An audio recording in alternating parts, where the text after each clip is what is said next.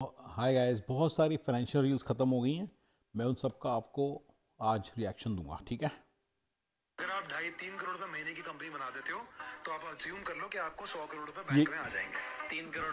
ये कोई बंदा है जिससे पूछा गया 100 करोड़ कैसे करेगा, कहता 2.5-3 पता नहीं क्या करोड़ महीने की कंपनी बना लो, 25 करोड़ का रेवेन्यू हो गया, 30 करोड़ का रेवेन्यू हो गया, उसके ऊपर प्रॉफिट उसका 10% हो गया, 3 करोड़ साल का, तो मैं 100 करोड़ उसकी वैल्यूएशन होगी। ये उसने बोला प्रीटी मच, ठीक है। मैं देख आपको सुना देता हूँ। रुपए महीने की अगर सेल होती है तो आप 100 करोड़ के आदमी हो। अच्छा, अगर आप 3 करोड़ रुपए महीने की सेल कर रहे हो और आप 3 करोड़ महीने की सेल करो तो 100 करोड़ के आदमी हो, ये बोल रहा है। 2% का भी प्रॉफिट कर रहे हो तो आप कल मेरे पास आ जाना। 2% का भी प्रॉफिट यानी कि 60 लाख भी चलेगा। साल का 36 लाख हो तो 2% हार्डली, मतलब बहुत ही कम बना, 72 लाख बना। तो कहता है तो भी चलेगा। और मैं अगर 36 करोड़ साल का बिजनेस कर रहे हो तो उसको 3 गुना मान लो, उतना इसकी कंपनी की वैल्यूएशन है। उसकी कंपनी की वैल्यूएशन है। नॉट इन इंडिया, बिल्कुल गलत है ये। बहुत सारे लोग उछले फिरते हैं इस चीज़ के कारण। No, not in India. अगर आपका 36 करोड़ का बिजनेस है इंडिया के अंदर और 2% का प्रॉफिट है, तो उसकी जो वैल्यू है अप्रॉक्सीमेटली बस 10% है। 5% में ज़्यादा बोल गया, क्योंकि इतना कम आपका प्रॉफिट है। 2% बहुत कम है। मान लीजिए आपका 10% प्रॉफिट है तो उसकी वैल्यूएशन सिर्फ 10% ही है, इससे ऊपर नहीं उसकी वैल्यू। उसका रीज़न है, इंडिया के जो बिजनेसेस हैं ये प्रोसेस बेस्ड नहीं है, ये पीपल बेस्ड है, कॉन्टेक्स्ट बेस्ड है। अगर आपके पॉलिटिकल कॉन्टेक्स्ट है उसके कारण है। प्रोसेसेस जो उनसे हैं ये प्रोसेस बेस्ड नहीं है, यानी कि प्रोसेस बना वो चल अपने आप चलता रहेगा। नो, आपकी इनपुट्स ही है। You are the one who fine tunes it, you are the one who fine tunes also. आप नए नए प्रोडक्ट सोचते हैं, आपका काफ़ी कुछ वैल्यू एड करते हैं, उसके बिना पूरा जो इंजन है चरमरा जाएगा, इसकी कोई वैल्यू नहीं है। दूसरा होता है आपके पॉलिटिकल कॉन्टेक्ट्स, और आप वहाँ से बिजनेस ला रहे हैं, ठीक है ना। मैं बात कर रहा हूँ नॉर्मल बिजनेसेस की, रिलायंस वगैरह लाते हैं, पर देन दे ऑल्सो कंट्रोल, उसी पॉलिटिकल कॉन्टेक्ट के through they control the security exchange also. मैंने बोला ना, उसमें कभी भी पैसा ना लगाओ म्यूचुअल फंड्स और स्टॉक्स में, बोलता रहता हूँ ना। तो इसलिए बोलते हैं कि वो कोई ऐसा नहीं, वो उसको मैनिपुलेट भी करते हैं, तो बहुत कुछ कर सकते हैं वो तो बहुत बड़े बड़े लोग हैं। मैं बात कर रहा हूँ 100 करोड़ वाले, 200 करोड़ वाले, जो 36 करोड़ की सेल करते हैं उनकी, ठीक है ना। 36 करोड़ की सेल, 100 करोड़ की सेल वाले, 200 करोड़ की सेल वाले, 400 करोड़ की सेल के वाले। दूसरी चीज़, अगर आपके पास रियल एस्टेट है तो हाँ वो मैटर करता है, रियल एस्टेट की वैल्यू भी है, ऐड होगी। लेकिन अगर आपके पास रियल एस्टेट नहीं है तो आपके चलते बिजनेस में से, इसने तो रेवेन्यू बेस्ड बोला ना, तो क्लियरली इसको तो रियल एस्टेट से कोई लेना देना नहीं है। आपके बिजनेस की वैल्यू ऑलमोस्ट जीरो ही है। आप नहीं तो बिजनेस नहीं, क्योंकि पॉलिटिकल कॉन्टेक्ट तो आपके है ना। और प्रोसेसेस जो उनसे हैं वो प्रोसेस बेस्ड तो है नहीं, पीपल बेस्ड है। आप जब तक करवा रहे हो काम तब तक कर रहा है। आपको अगर मैंने सीईओ रखा हुआ है वो अपने आप संभालेगा ना, वो नहीं संभाल सकता। आप समझो इस बात को। सीईओ इंडिया के अंदर, प्रोफेशनल सीईओ का जो भी डिसिप्लिन है वो रेडी नहीं है। प्रोफेशनल सीईओ के बिना, प्रोफेशनल डायरेक्टर्स के बिना और प्रोफेशनल मैनेजर्स के बिना ये जो चीज़ है ना, automatically running businesses is not possible. तो फिर उसकी कोई वैल्यू नहीं है। अब आप मैकडॉनल्ड्स वगैरह की बात मत करने लग जाना, क्योंकि वो बहुत स्टैंडर्डाइज बिजनेसेस हैं, जैसे कि मैंने बोला, वो स्टैंडर्डाइज बिजनेसेस हैं और वो अमेरिकन कंपनीज के फ्रेंचाइजीज हैं, तो उनकी वैल्यू बहुत हाई है। अगर इंडियन कंपनीज के फ्रेंचाइजी है, थोड़ा सोचना पड़ेगा। जैसे बीकानेर वगैरह, आपको पता है एमबीए चाय वाला तो मतलब बिल्कुल बेवकूफ़ बना रहा था। ऐसे बहुत सारे बेवकूफ़ बनाने वाले बैठे हैं। मुझे नहीं मालूम बीकानेर वाला जो सा है उसका कैसे काम करेगा, बट उसके केस में थोड़ा सोचना पड़ेगा। थोड़े से वो maybe they are little bit more ethical, but in general अगर इंडियन फ्रेंचाइजी, उसकी वैल्यू जीरो ही है, क्योंकि वो खुद ही तुम्हें करना पड़ता है सारा काम, राइट। तो बड़े बड़े तो मैं I don't want to really comment on the franchise, मतलब अमेरिकन फ्रेंचाइजी की वैल्यू पक्का है, आई नो दैट, ठीक है ना, क्योंकि अमेरिकन फ्रेंचाइजी जो है ना, ठीक है, उसकी वैल्यू है। तो पर वो तो चलो एक अलग ही बात हो गई। लेकिन बात हो रही है 100 करोड़ का बिजनेस। इन्होंने तो कोई फ्रेंचाइजी तो बोला भी नहीं ना, इन्होंने तो अपना नॉर्मल एक बिजनेस बोला भी, कोई चीज़ सेल कर रहे हैं, कुछ कर रहे हैं। तो उसकी वैल्यू गाइज मैं आपको बता रहा हूँ ऑलमोस्ट जीरो ही है, ठीक है ना। तो कभी भी इस गुमान में मत रहें कि आपकी वैल्यू बन रही है, बिजनेस की वैल्यू बन रही है। हाँ, जितना आपके पास कैश इन हैंड है उसकी वैल्यू है, क्योंकि जितना कैश इन हैंड है वो तो फिर आप कैश है ना आपके पास।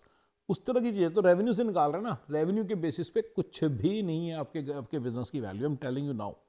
रियल एस्टेट है, कोई कैश इन हैंड है, कोई एसेट है, उसकी है वैल्यू। अदरवाइज कोई वैल्यू नहीं है। भांडियां दे भाव है थोड़ा बिजनेस। रेस्टोरेंट कहते हैं ना, रेस्टोरेंट बिजनेस में कहते हैं भांडियां दे भाव है भी। ये रेस्टोरेंट है, ये बर्तनों के भाव है बस। इसका जितना बर्तन है ना इसके यहाँ पे सारे उतने, जिसको जितना उसका पैसा है, जितना उसका प्राइस है। यूज्ड बर्तनों का कितना प्राइस होता है, ज़्यादा नहीं ना होता, तो रेस्टोरेंट का प्राइस उतना ही है। तो ये अपनी बात समझ लेना गाइस, ये गलत मत करना, गलती मत करना। अमेरिका की बात नहीं कर रहा, ये इंडिया की बात कर रहा है। बंदा इंडिया में बैठा इंडिया की बात कर रहा है, तो मैंने आपको इंडिया का ही बताया है, मैंने अभी अमेरिका की बात नहीं की, ठीक है। ओके, ये देखो, ऐसी लर्निंग दूंगा जो आपको कोई कॉलेज क्लासरूम में नहीं मिलेगी। निफ्टी 50 ने 2020 के बॉटम से 2024 का टॉप 54 महीने में 4.5 years करीबन 208% का रिटर्न दिया, which is 3 times। आपने अगर 100 रुपया लगाया होता तो वो 308 रुपये हो जाता। मतलब बड़ा सिंपल सी कैलकुलेशन, 7,000 से 26,000 ठीक है जी, ये होता है रिटर्न। और हर रिटर्न के लिए रिस्क होता है, तो रिस्क का टाइम आ गया। रिस्क क्या है कि आज निफ्टी अपने टॉप से अभी एज वी स्पीक करीबन 12.5-13% डाउन है। तो ऊपर कितना गया 208%, नीचे कितना है 13%। ऊपर ज्यादा रिटर्न है, नीचे ज्यादा रिस्क है। अब हम आते हैं मिड कैप पे। ठीक है, ये बड़े बड़े तौर पे कह रहे हैं कि निफ्टी मिड कैप, निफ्टी 50 और निफ्टी स्मॉल कैप ने डिफरेंट ज़्यादा, निफ्टी स्मॉल कैप ने ज़्यादा रिटर्न्स दिए हैं। और उसके बाद वो जब नीचे गया, जब क्योंकि नीचे गया ना, सारी मार्केट नीचे भी गई थी, अभी तो फिर से ऊपर है। अभी चल रहा है जुलाई 4, 2025, तो आपसे कोई 3-4 हफ्ते पहले नीचे थी ना, फिर ऊपर चली गई है वापस। तो अभी तो ऊपर है। तो जब ये नीचे गया हुआ था तब की बात कर रहा है मैं, कहता हूँ 8 महीने पहले, 8 हफ्ते पहले नीचे था, जब वो ट्रम्प ने टैरिफ्स अनाउंस किए थे। सो माई पॉइंट इज, ये मैं इसलिए आपके लिए रखिए संभाल के गाइस। देखो निफ्टी 50 एक, मैं बड़ा दिमाग लगा रहा हूँ कि कैसे, उसमें कोई ह्यूमन इंटरवेंशन नहीं हो सकती। वो किसी की मतलब कि उसका मतलब वो नहीं है, मतलब क्या ना, लाइक किसी की विम पेन फैंसी पे नहीं चलता। और कंट्री की प्रॉस्पेरिटी उसका डायरेक्ट लेना देना है।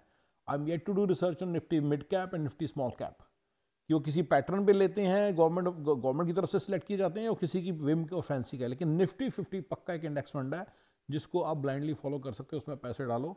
ये खुद बता रहे हैं और मैं आपको बता रहा हूँ कि इसमें पैसे डालो आप, ठीक है ना। वही चीज़ है, और वो एफडी की तरह है, वो एक एफडी की तरह है। It will not dupe you. Mutual funds में कभी पैसे ना डालो, it will dupe you one day. Stocks में कभी पैसे ना डालो, कभी भी गिर सकता है और आपको खत्म करके जाएगा। याद रखना, ये आपको खत्म करके जाएंगे। म्यूचुअल फंड्स भी और ये भी आपको खत्म भी करके जाएंगे, ये आपके प्रिंसिपल तक को खत्म करके जाएंगे। ये आपको रिटर्न तो छोड़ो, खत्म कर देंगे आपको, ठीक है ना। याद रखना इस बात को। स्टॉक्स स्टॉप लॉस तो आप 8-10 बार ले लोगे। इटली में इस टाइम पे देखो, इतने संजय जी हैं, इटली के बिजनेसेस का गुण गा रहे हैं, ठीक है। बिजनेसेस बिकने को हैं, इतने बिजनेसेस बिकने को हैं 2 टाइम मल्टीपल पे अपने प्रॉफिट के। आप अपना झोला लेके जाओ राहुल जी, इटली 4 बिजनेस उठा के लाओगे आप। मतलब जैसे अपन शॉपिंग कार्ट लेके जाते हैं ना, ये रिटेल स्टोर में। क्यों? क्योंकि वहां बच्चों की मृत्यु हो गई या फिर माँ बाप की मृत्यु हो गई जो बिजनेस चला रहे थे। अब है ही नहीं कोई संभालने को, तो वो बाहर वाले लोगों को बेच रहे हैं बिजनेस। इटली में इस टाइम पे तो मोस्ट प्रोबेबली इनका पॉइंट यह है कि जाके खरीद भी लो। भाई खरीदना मत, ये बिजनेसेस नहीं है, ये जॉब बिजनेसेस हैं। ये कोई इंडिया के रिलायंस की तरह नहीं है, ठीक है ना। ये जॉब बिजनेस सीजन में खुद लगना पड़ता है। अगर वहाँ पे कोई रेस्टोरेंट खुला हुआ है तो खुद लगना पड़ता है। अगर वहाँ पे छोटी मोटी कोई फैक्ट्री है तो उसमें खुद लगना पड़ता है। तो जॉब बिजनेस है, इसको मैं जॉब बिजनेस बोलने लग गया हूँ, राइट। तो ये जॉब बिजनेसेस हैं, इनमें खुद लगना पड़ता है। ये कोई बिजनेस नहीं है आपको लगे। मैंने बड़ी बार बताया। देखिए मैं इटली ना एक्चुअली ना, जितने सारे ये एडवांस कंट्रीज हैं ना, डेवलप्ड कंट्रीज हैं, उनमें इटली सबसे लोएस्ट रंग पे आता है। ग्रीस वगैरह तो एडवांस मानते नहीं, ग्रीस ऑस्ट्रेलिया तो एडवांस मानते नहीं। स्पेन, पोर्टुगल, इटली ये सबसे नीचे आते हैं। इनमें से शायद पोर्टुगल तो बहुत ही नीचे आता है, और स्पेन उसके ऊपर है थोड़ा सा, और शायद इटली उससे ऊपर है। ये तीनों सबसे लोएस्ट रंग हैं, ठीक है ना। ग्रीस वगैरह तो है नहीं, वो तो हमारे जैसे कंट्री, हमारे से गिरा पड़ा ही कंट्री है, मतलब इंडिया से भी गिरा पड़े। पोलैंड भी गिरा पड़ा कंट्री है, ईस्टर्न यूरोपियन हो गया ना। ऑस्ट्रिया पता नहीं क्या चक्कर है, मुझे कुछ मैं फॉलो नहीं कर पाया। क्रोएशिया वगैरह का क्या चल रहा है, आई एम नॉट श्योर। ये जो एक्स सोवियत कंट्रीज है ना, तो इनका जो यूगोस्लाविक कंट्रीज है ना, ये इसको पता नहीं, थोड़ा सा इधर पता करना पड़ेगा। और बड़े बड़े तौर पे लोएस्ट रंग सिटीज कंट्रीज हैं ये, ठीक है ना। तो हो सकता है वहाँ पे डिफरेंट इकॉनमी, वहाँ पे शायद चीप लेबर मिल जाती हो, आई एम नॉट श्योर। लेकिन बड़े बड़े तौर पे अगर आपको ये चीज़ अमेरिका में भी ट्रू है बाय द वे, आपको बड़े आराम से बिजनेस मिल जाएंगे तरह तरह के। बंदे रिटायर होने को है ही नहीं। bizbuysell.com पे जाओ और loopnet.com पे जाओ, मल्टीपल बिजनेसेस पड़े हुए हैं, और वो 2x के मल्टीपल पे क्या मतलब 1x पे ही मिल जाएंगे। लेकिन उनको लेना नहीं होता, ठीक है ना, आपको खुद चलाना पड़ता है। तो इसलिए इसको याद रखना, वो आपकी लाइफ को हेल्प बनाएगा। उससे बेटर आप IT की जॉब ले लो, एटलीस्ट इन अमेरिका। हाँ, इटली के अंदर हो सकता है IT जॉब्स ना हो, मुझे थोड़ा इसका सिनेरियो मालूम नहीं है। तो फिर आप लेबर बिजनेसेस हैं ये सारे, एज ए साइड इसमें जॉब बिजनेस है, काम खुद करना पड़ता है। आप लो, अगर आपके पास ज़्यादा कोई एजुकेशन नहीं है, और एजुकेशन है तो आप कुछ और कर लो। इटली में ना रहो तो कहीं और रह लो, आपको वहाँ का सेटिंग हो जाएगी। यूके वुके चले जाओ, वहाँ पे सेटिंग हो जाएगी और वहाँ रहो। फिर IT की job is a much better career option than these job businesses. ये आपकी लाइफ को हेल्प बना देते हैं। आपके हस्बैंड वाइफ बच्चे सारे इसी काम में लगे रहते हैं, और वीकेंड भी आपके खा जाता है, और ये आपके शाम को भी खा जाता है, आपकी लाइफ खत्म कर देता है, ठीक है ना। नॉट की IT जॉब की बड़ा अच्छा लाइफ देती है, वो भी ऑर्गेनिक लाइफ देती है और मिडिल माइनस लाइफ स्टाइल देती है, मैंने बड़ी बार बताया। लेकिन फिर भी ये तो बहुत ही बेकार है, ये तो ऑर्गेनिक माइनस लाइफ देते हैं आपको बेकार सी, ठीक है ना। ये एक मैंने आपको आज बता दिया। इस चीज़ का रिएक्शन मैंने पहले भी कभी किया, उस वक्त मेरे पास रील नहीं थी, अभी रील है मेरे पास, ये फ़र्क है। व्यक्ति से मिला, उन्होंने ना पेंट की फैक्ट्री डाली थी। हाँ जी, ये कह रहे हैं बिजनेस करने से अच्छा है इन्वेस्ट करो। ये बड़ी इंटरेस्टिंग सी चीज़ बोलने वाले हैं और मैं बिल्कुल रिफ्यूट करूंगा इसको। पेंट की फैक्ट्री डालने में उसके 5 करोड़ रुपए लगे। तो चलाया चलाया चलाया चलाया चलाया, बहुत मेहनत करी, फिर आगे जाके उसको बंद कर दिया प्रॉफिटेबली, अपने पैसे वैसे रिकवर कर लिए, प्रॉफिट भी कर लिया। तो एक दिन ऐसे मिले हम, तो बोलते संजय भाई मैं आपको एक बात बताऊं। मैं बताओ, तो अगर यही 5 करोड़ मैंने अपनी पेंट फैक्ट्री की जगह एशियन पेंट्स में डाल दिया होता ना उस टाइम, तो आज मेरे पास करीबन 150 पौने 200 करोड़ रुपए होते, और जिसमें मुझे मेहनत भी नहीं करनी पड़ती। तो बहुत सारी कंपनीज है हमारे देश में जिन्होंने वेल्थ को बहुत सिग्निफिकेंटली कंपाउंड किया। व्यक्ति से मिला, हाँ, लेकिन अब बताओ, अब एशियन पेंट्स पे 135 करोड़ डालूं तो क्या अब होंगे? Got it? जुलाई 4 2025 चल रहा है, इसकी कोई गारंटी नहीं गाइस। ये जो इतनी ठरक को निकाल, आपकी ठरक को तेज करने वाली जो है ना, इनको रहने दो, मत देखो। ये सच में ये पौन है, इसको मत देखो। स्टॉक की बात मत सुनो, पहले ऐसे हो जाता पहले। अब बताओ, जो चीज़ हो चुकी है, अगर एशियन पेंट्स ऊपर गया तो बहुत सारी ऐसी कंपनीज है नीचे गई हैं। इन्फोसिस है, 20 साल पहले लिया होता तो आज खत्म होते, उतने के उतने पैसे पड़े होते, आपको एफडी भी ना मिली होती। रुपीज़ जो है ना कूड़े के भाव बिक रहे हैं। जो अगर उस वक्त जो पैसा था बहुत बड़ा पैसा था, जैसे 1 करोड़ रुपया या 25 लाख रुपए बहुत बड़ी अमाउंट होती थी, अभी कूड़े के भाव मिलता है उतना पैसा। समझ रहे हो मैं क्या कहना चाह रहा हूँ? ऐसे समझो इस बात को कि 25 लाख तो 25 करोड़ के बराबर थे। तो ऐसे नहीं कह सकते कौन सा स्टॉक है, क्या है, इसकी नॉलेज होनी चाहिए। और वो नॉलेज आपको नहीं, अगर आप कह रहे हो एक्सपर्ट्स को नॉलेज होगी। म्यूचुअल फंड में डालता तो मैंने मना किया है कि म्यूचुअल फंड में जो एक्सपर्टीज है वो अपने घर में, अपने बच्चों के लिए, अपनी बीवी के लिए और अपने लिए है, तुम्हारे लिए थोड़ी या कुछ करेगा वो। मैंने बहुत बड़ी बार बात समझाई है, तुम्हें तो वो चूना लगाएगा अपनी उसी नॉलेज से जिसके कारण तुमने उसको चूज किया है। मैंने बताइए आपको, म्यूचुअल फंड से भी दूर हो, इंडेक्स फंड में डालना है।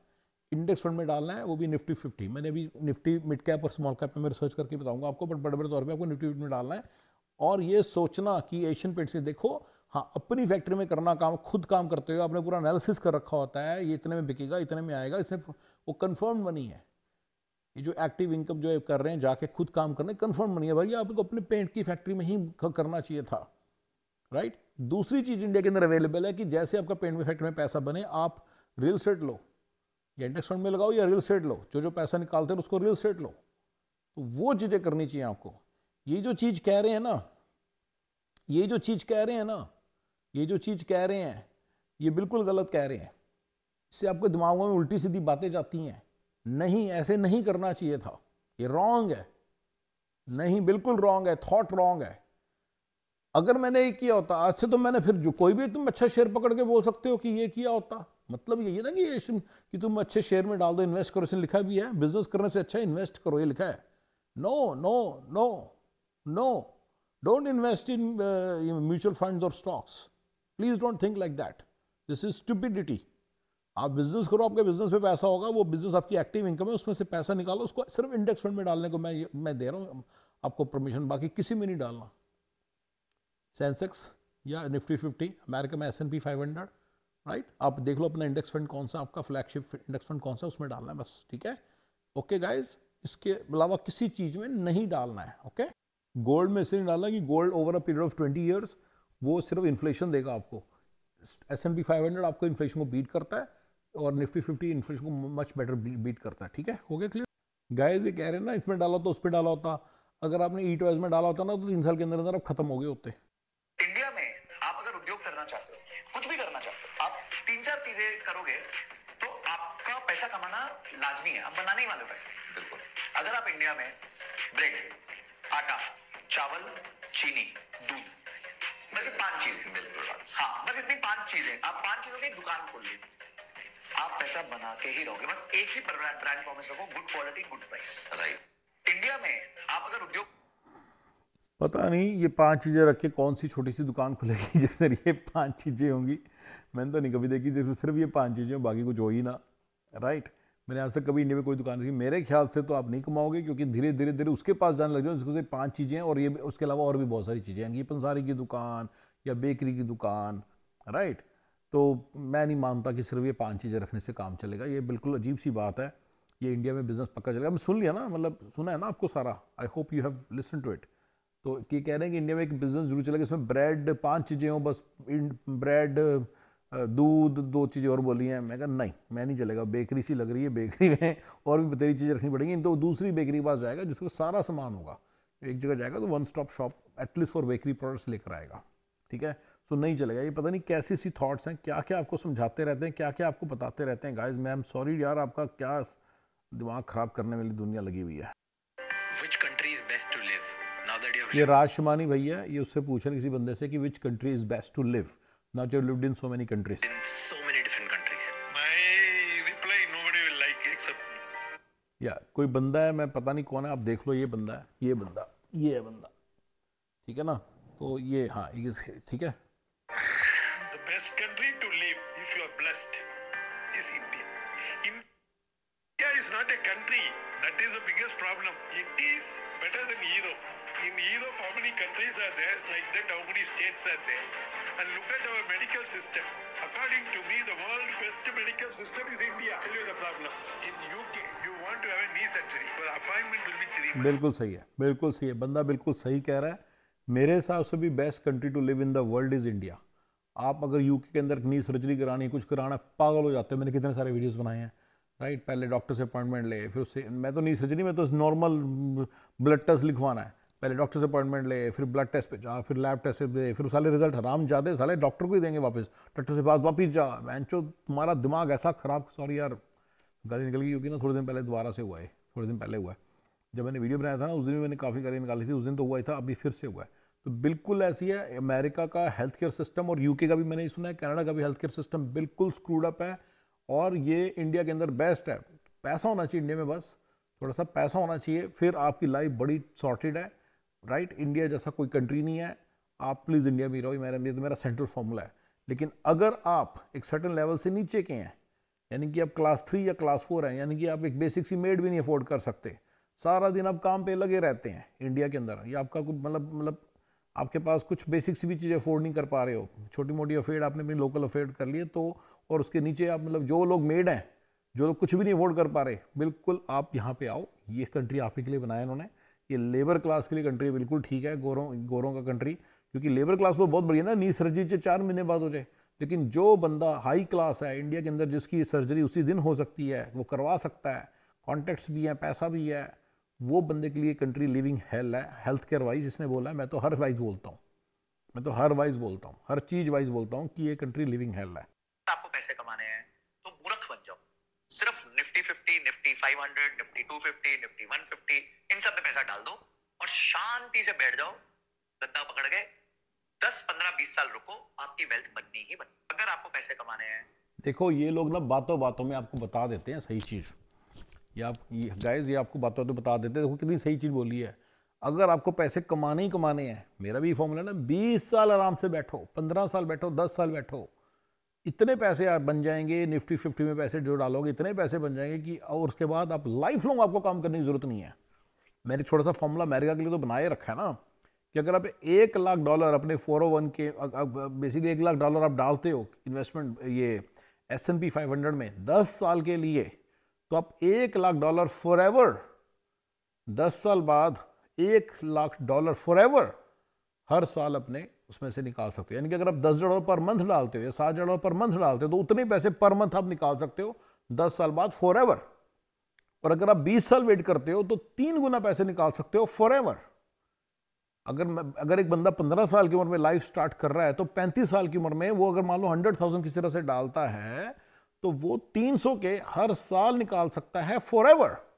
यानी कि वो रिटायर्ड है, he doesn't have to work for money. अगर वो अमेरिका की रियल एस्टेट में पैसे बर्बाद ना करे, अगर अमेरिका में रहता हो तो इंडिया की रियल एस्टेट में पैसे बर्बाद ना करे। मैंने बड़ी बार बताया कि इंडिया की रियल एस्टेट उनके लिए अच्छी है जो इंडिया में रहते हैं, अमेरिका वालों के लिए अच्छी नहीं है। मैंने बड़ी बार बताया, कहीं और इधर उधर कुछ पैसे बर्बाद ना करे, ठीक है ना।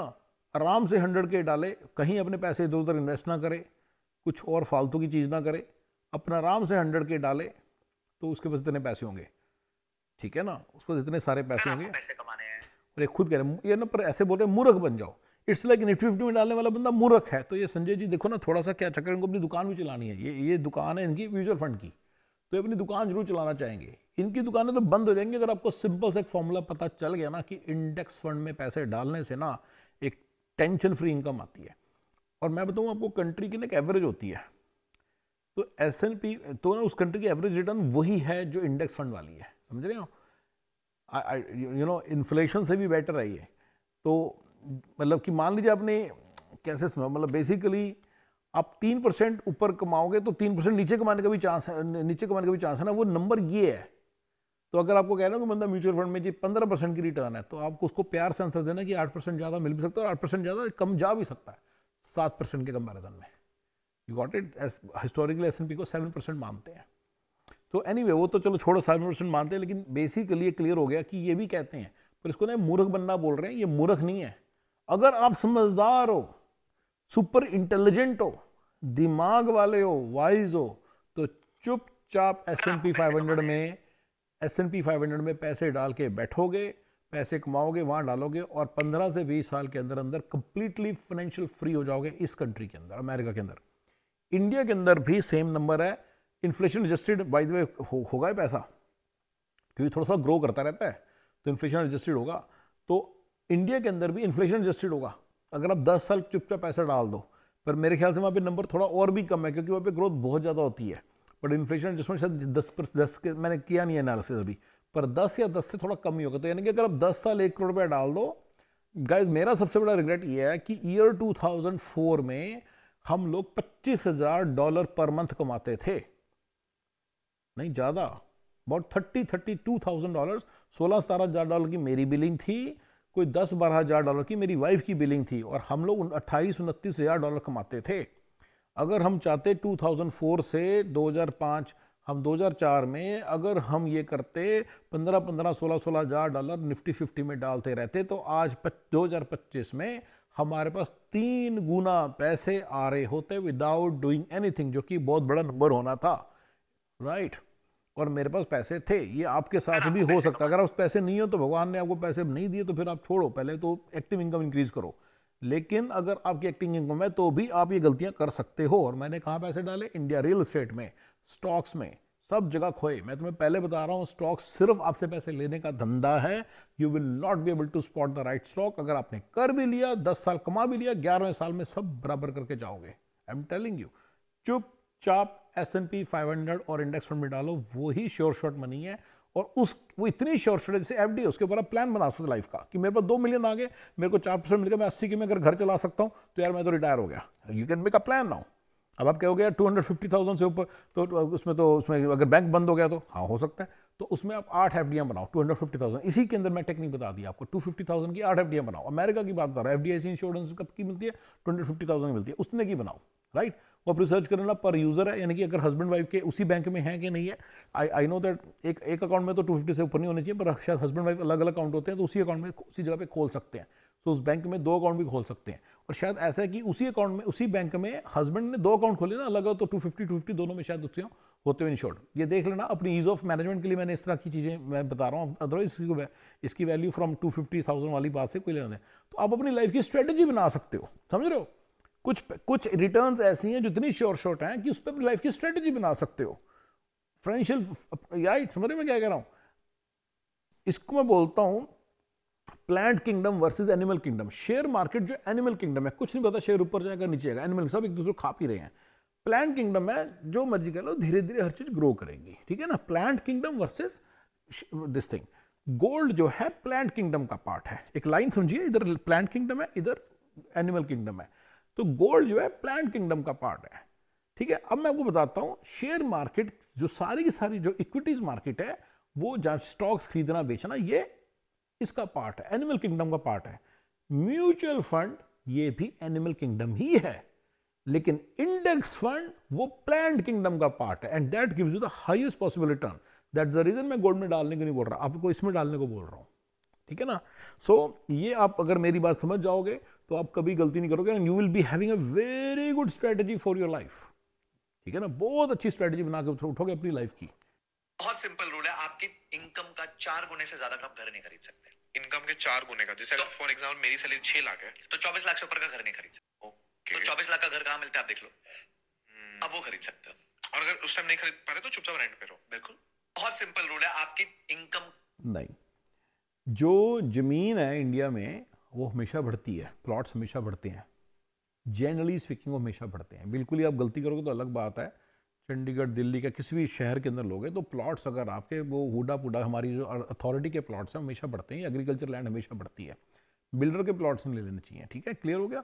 बिल्ट प्रॉपर्टी नहीं लेनी चाहिए। मैंने आपको एक पूरा फॉर्मूला बताया था कि आप बिल्ट प्रॉपर्टी में रह लो किराए पे और अपने पैसों से प्लॉट खरीदो। 10 साल बाद प्लॉट्स आपके 4-5 प्लॉट खरीदो, जितने जब भी पैसे इकट्ठे हो प्लॉट खरीदो।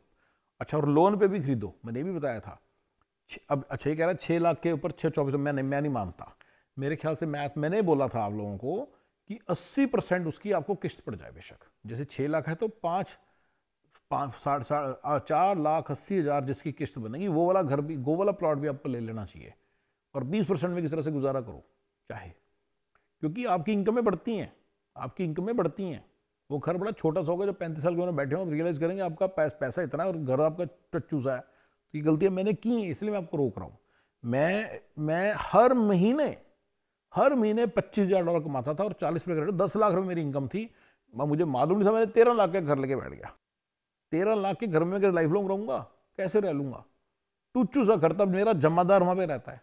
यस, मेरा जमादार भी उससे बेटर घर में रहता है। अब समझ रहे हो क्या कहना चाह रहा हूं मैं? तो आप अपनी एक सर्टेन आपकी इनकमें बढ़ती हैं तो आप अच्छा घर। दूसरा, इंडिया में तो घर इज ए नो ब्रेनर, घर इज ए नो ब्रेनर, क्योंकि मतलब आप रह जहां मर्जी लोग, जमीनें खरीदने वाली बात है। अगर जमीनों वाला घर है वहां पे बना बनाया घर तो रह भी लो। तो जमीनों ने तो बढ़ना ही बढ़ना है इंडिया में, जमीन एग्रीकल्चर लैंड ने और प्लॉटों ने, अथॉरिटी वाले प्लॉटों ने, मैंने 2 ही बोले आपको, ज्यादा इन्होंने बढ़ना ही बढ़ना है। तो कोई नो ब्रेनर चीज है, उसको तो लो, रहो भी। एक तो शान होगी घर आपका, और उसको बाय भी करो और उसके अंदर रहो भी, और वो ऊपर भी जाएगा। जब पैसे इकट्ठे जाए तभी या तो ये लो या इंडेक्स फंड लो। दोनों चीजों से आप लाइफ की स्ट्रेटेजी बना सकते हो। इंडेक्स फंड से आप बेटर बना सकते हो क्योंकि वो लिक्विड मनी है और आपको एकदम से रनिंग इनकम का उससे जरिया बन जाएगा।